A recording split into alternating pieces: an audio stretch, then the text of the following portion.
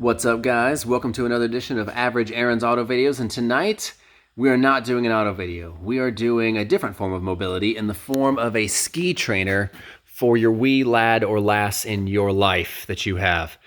So we've got almost a 2.5-year-old. We got him some ice skates, and we got him out there on the ice up here in Alaska.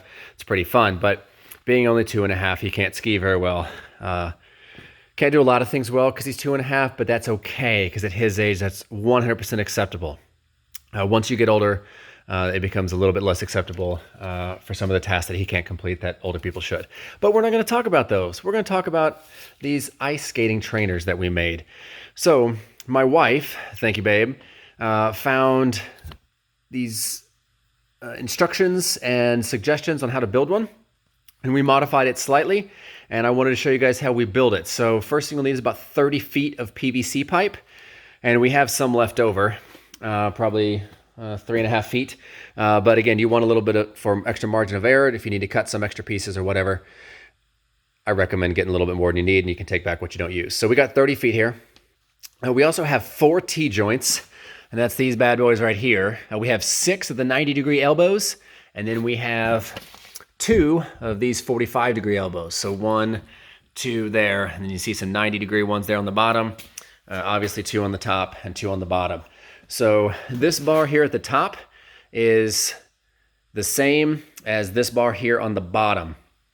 So the goal of this, once you get on the ice, is your kid could stand right where the stuffed fox is and hang on to this and push themselves around the ice with much success. So the way we got the height of this is we measured them up to the armpits, which was a suggestion, and it came out to about 26 inches. So we took those 26 inches and cut 2 pieces of PVC pipe, and those 26-foot sections are right here and right here. Now obviously it's not straight up into his armpits like that, obviously, so the height is not 26 inches. I actually don't know what the height is, but I'll pause and get to that at the end of the video. But anyway, this piece right here is 26 inches.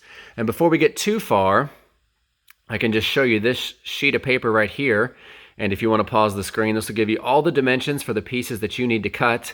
And I'm going to show you where they're going to go. So we're going to run down this list, and I'll just show you where I put them all. All right, so the 2 12-inch ones are right here in the center, and also obviously right here in the bottom. So go ahead and cut 2 of those, and they're identical. Then we put the T's on, the T joints here, and then we have 4 of these 2 3/4 inch.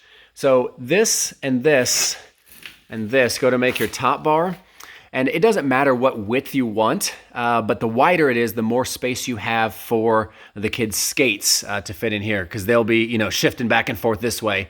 The original directions had I think it was a 7 1/4 here, and we added 5 inches and went to a 12-inch section right here, 1 foot.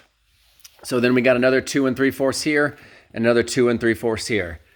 All right, next on our list is 2 8-inch sections, and those are going to be these pieces that go down off the top bar and go down to a vertical support there and tack into your 45-degree elbows there. Next, the 2 14 3/4. That's going to be this piece right here that goes down into the 90-degree joints on the back side. And again, 14 3/4 is what we got right here. And then these ones right here are 25 3/4, almost 26 inches, just like these beams are here. So you'll see that when you go to put this together, it can be a little rickety, and my garage floor isn't entirely level right here, so it has a tiny bit of shake to it. But once you get all these pieces in here and squeeze them together really tight, I turned it different ways to really press it together so it's more solid. We actually did not use any PVC glue in this construction because we wanted to be able to take the bottom bar off and then it can collapse flat.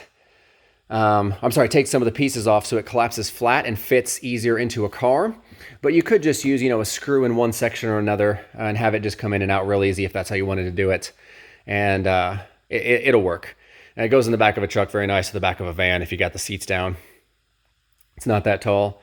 So let me take a pause and get you guys the height of this real quick, though, so I can tell you what that is. All right, it is a hair over 23 inches tall. And then you got the length here is almost exactly 2 feet. And then the length from front to back measures roughly 29 inches. 29 and a quarter. Yeah, 29 and a quarter. Make sure it's lined up back there. Measure twice, cut once, y'all. 29 and 1/8 maybe. It's really close to that. So what we use to build this is, like I said, 30 feet of PVC pipe. And then just those joints that I listed there, the 4 T's, the 2 45-degree angles, and the 6 90 degrees. And then we also had, all I did was I brought it and I put it onto a miter saw here that I got, and would clamp them in place, saw them down, and obviously wear iPro because these plastic parts go flying. I will tell you, if you do use this instead of a hacksaw, the blade on here has some width to it, right? So it's going to be about a 1/16 of an inch, a little less than that. So when you measure, just leave a little bit of margin of error for that, so your pieces fit correctly. And then also, I realized with this, go really slowly. Because if you don't go slowly, you'll get some really rough cuts. So I want to show you one of our practice pieces. You can see the edges of it pretty graded because I didn't give the blade enough time to cut properly. But then here, on this one where I cut really slowly, it's really smooth and no chips in it. I also put tape around it to try to reduce the splintering. That helps for plexiglass, but it didn't really work that well for this, maybe a little bit. But if you got some painter's tape or something, that helps, so you can use that. So yeah, that's how we built it. It worked out really well for our first couple days. I'll try to post some of the videos and the photos of it in action down below in the comments.